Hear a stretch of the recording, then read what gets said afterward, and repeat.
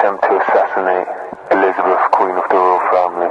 Bu görüntüler İngiltere Kraliçesi 2. Elizabeth'i öldürmek istediğini varsaydığımız bu kişinin kraliyet özel mülküne sızmadan önce çektiği videodan. Geçtiğimiz günlerde eşine az rastlanır bir olay yaşandı ve bu kişi Elizabeth'in bulunduğu Windsor Kalesi'ne girmeyi başardı. 19 yaşındaki şüpheli Star Wars'tan etkilenerek giydiği maskeyle önce bir video çekti. I'm an Indian Sikh, a Sith. My name was Jazwan Singh Gill. My name is Darth Jailus. Ve bu videoyu saldırı girişiminde bulunduğu sabah Snapchat'ten arkadaşlarıyla paylaştı.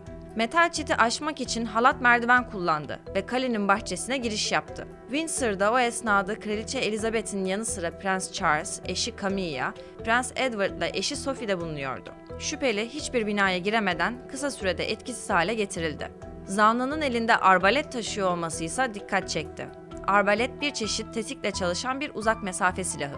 İsmi açıklanmayan şüphelinin gerçekten uzak mesafeden birini vurmak isteyip istemediği ise şu an meçhul. Zanlı polis tarafından koruma altındaki bir alana izinsiz girmek ve saldırı silahı bulundurmak suçlamasıyla gözaltına alındı ve psikiyatrların gözetiminde bulunuyor. Bu noktada dikkat etmemiz gereken bir husus var. Kraliyet ailesine yöneltilen saldırılar ve akıl sağlığı arasında kurulmaya çalışılan bağlantı. İngiliz kraliyet ailesinin sadece 18. yüzyıldan beri uğradığı saldırılara baktığımızda zanlıların ruh sağlıklarının yerinde olmadığına dair veriler elde ediyoruz. Peki gerçekten öyle mi? Önce Avrupa'nın delilik tarihine bakalım. Avrupa'da Orta Çağ'ın sonu itibariyle boşaltılan cüzzam hastaneleri hızlı bir şekilde tımarhanelere çevrildi. Paris ise bu dönüm noktasını göstermek açısından iyi bir örnek. 1656 yılında birkaç ay içerisinde Paris'teki her 100 kişiden biri deli olduğu için hapsedildi. Peki deli sayısındaki bu artışın sebebi nedir? Yoksa deliliği tespit eden yeni bir teknoloji mi keşfedilmişti? Cevap vereyim. Bu durum toplumun hoşa gitmeyen, sisteme hizmet etmeyen işlevsiz parçalarından temizlenmesi operasyonunun sadece küçük bir parçası. Orta Çağ'da genellikle bilgelikle ilişkilendirilen delilik, 17. yüzyılla birlikte sapkınlık ve anormalliğin karşılığı haline geldi. Yani toplumun deli olduğunu düşündüğü bireyler hakkındaki fikri değişti ve hoşuna gitmeyen insanları da deli diye damgalamaya başladı. Hristiyan Avrupa toplumu bu faydasız ve toplumsal normların dışındaki insanları toplumdan tecrit ederken akli dengesinde yerinde olmayan insanları da bu listeye eklemiş oldu. Üst sınıflar parasını verip o dönemin psikiyatri tedavilerine ulaşabilirken durumu ve kimsesi olmayan insanlar şartları oldukça kötü olan hapishanelere kapatılmaya başlandı. Psikolojik sorunları olan insanların gerekli tedavileri alması, şiddet eğilimi olanların da kontrol altına tutulması gerektiğinde hemfikiriz. Yalnız ruh sağlığı bozuk herkeste şiddet eğilimi olamayacağı gibi bu insanların kontrol altında tutuldukları yer ve gördükleri muamelede insanlık dışıydı. Modern insan bu kurgunun sonucunda artık ruh sağlığı bozuk insanlarla veya öyle etiketlenen kişilerle iletişim kurmamaya başladı.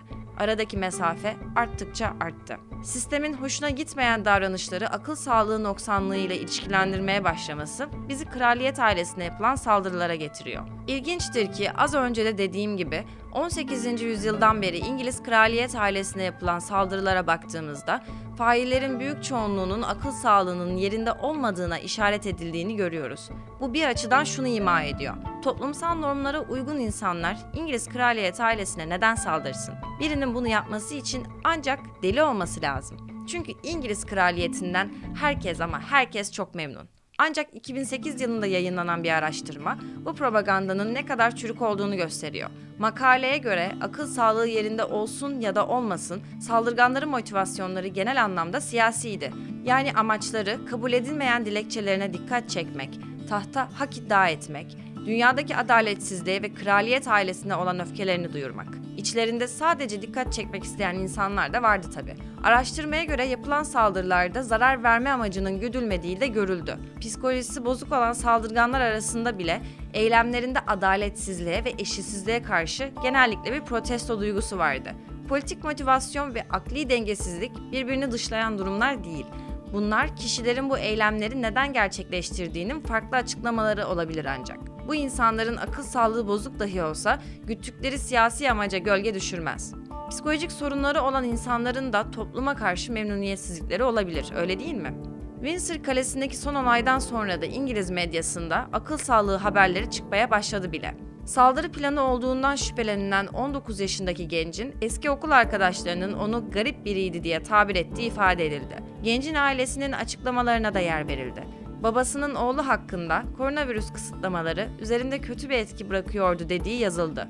Komşunun açıklamaları da var. Buna göre şüpheli genç motivasyonsuz ve izole bir hayat sürüyormuş. Başka bir komşu da babasının yakınmalarını aktarıyor. Oğlum bana hiçbir işte yardım etmiyor. Sürekli odasında ve vaktini sosyal medyada geçiriyor.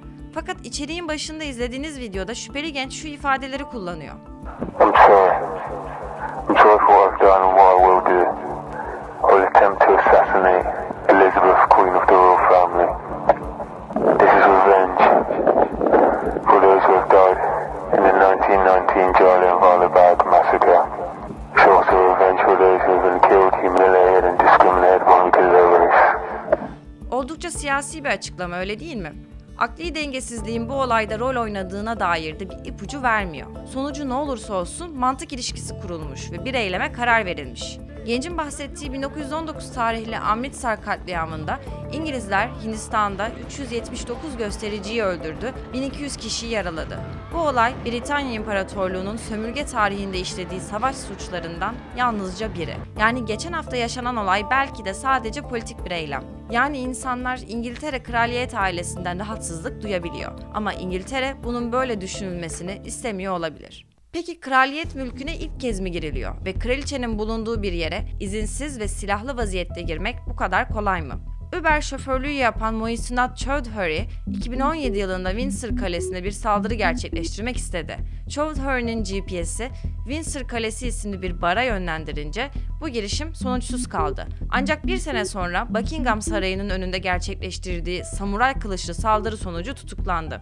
2020'de ise yargılandığı bir başka davada terör suçlamasıyla ömür boyu hapis cezasına çarptırıldı. Uzun süredir saldırı hazırlığı yapan biri kolaylıkla bu bölgelerde dolaşabiliyor ve saldırı düzenleyebiliyor yani. Sırada anlatacağım olayı ise İngiltere merkezli Guardian gazetesi şöyle tanımlıyor. Belki de en utanç verici güvenlik açığı. Aaron Barczak isimli bir komedyen, Prens William'ın doğum günü partisini basmayı başardı. Barczak, Windsor Kalesi'ne girmek için bir platform kullandı, iki ağaca ve çıkıntısı olmayan bir duvara tırmandı ve diğer tarafa atladı. Bu esnada bir sürü alarm devreye girdi ancak olay yerine polis intikal etmedi. Kısacası İngiltere, kraliyet ailesine saldıran herkese deli damgası yapıştıracağına biraz kendi güvenlik açıklarını sorgulayabilir.